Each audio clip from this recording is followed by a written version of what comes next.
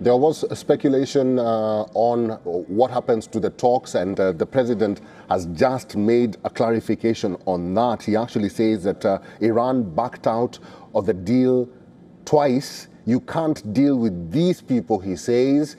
And Iran also says, and had a rebuttal, they say that they're not willing to resume the talks. They will never, ever negotiate with Washington.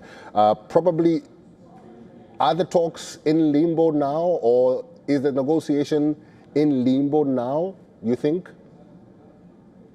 You know, that's a really interesting question. You never know with President Trump, and I think that there was, you know, a few reporters and analysts during the weekend that they expressed concern and worry that President Trump gets bored easily and doesn't have a lot of patience to carry out long attacks.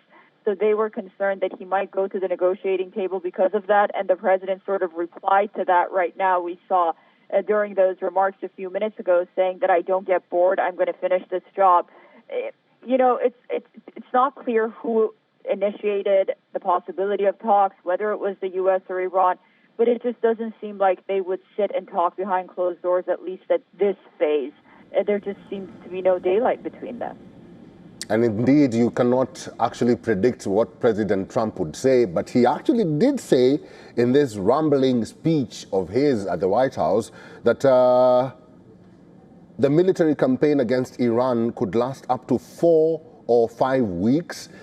The same question was asked to Pete Hegseth, but he avoided that question. Now the president has said that the military campaign against Iran could last up to 4 or 5 weeks. Could that change, Susan? I absolutely think that it could change by the minute. You know, the president, I think, knows exactly what he's doing. He has been giving interviews all weekend to different outlets on the phone. And, you know, when there's talk of whether or not there's a replacement in mind on the part of the United States for the Iranian leadership, I can safely say he's given a different answer to each and every single one of them. And I don't think that's by accident. Regarding the duration, I think he's very careful to you know, use the word week as opposed to month at this point. But Hegseth didn't want to commit to the timing of this. It's hard to imagine that they would want this to last longer, but the realities on the ground might prove otherwise.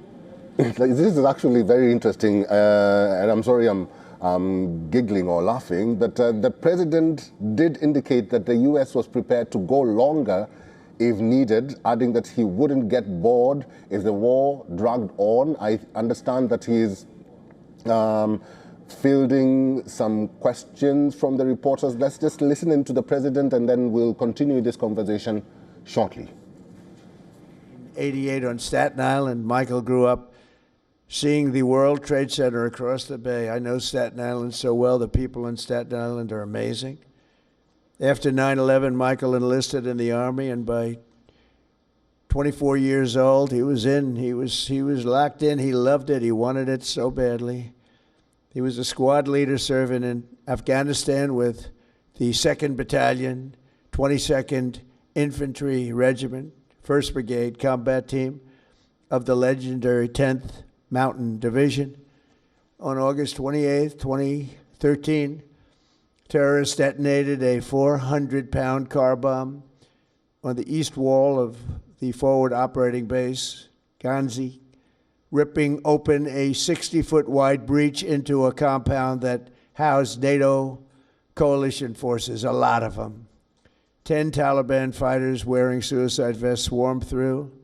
From across the compound, Michael saw the pillar of white smoke rising and ran to join the fight, rushing without his gear, wearing almost no gear, no Kevlar helmet, no body armor, just one magazine in his rifle. Along the way, he encountered a Polish soldier, and together they advanced under heavy fire, very, very heavy fire.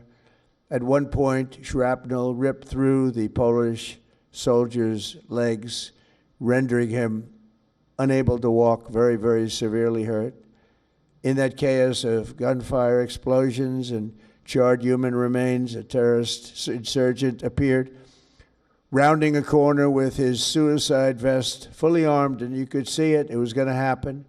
He charged the wounded Polish soldier without hesitation. Michael raised his gun and forced himself between the insurgent and the man he just met, shielding him with his own body. He knew it was going to happen. He shielded him with his own body. You know, bravery's amazing. You never really know who's brave, who's not, until they're really tested. We think some people are brave. All right, so that is the U.S. President Donald Trump speaking at the White House. It's a medal ceremony. He had initially started his speech by talking about Epic Fury, the operation against Iran.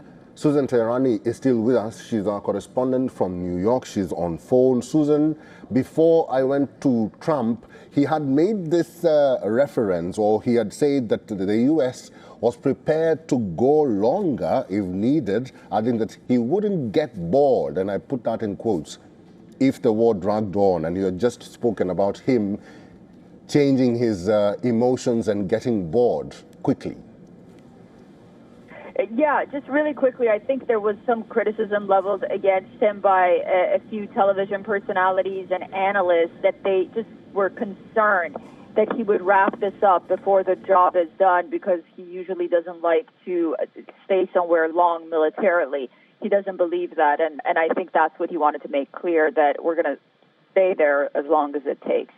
All right, Susan Teherani is our correspondent in New York. Thank you, Susan. And that is the U.S. President Donald Trump speaking at the White House, and he did mention Epic Fury, the operation against Iran.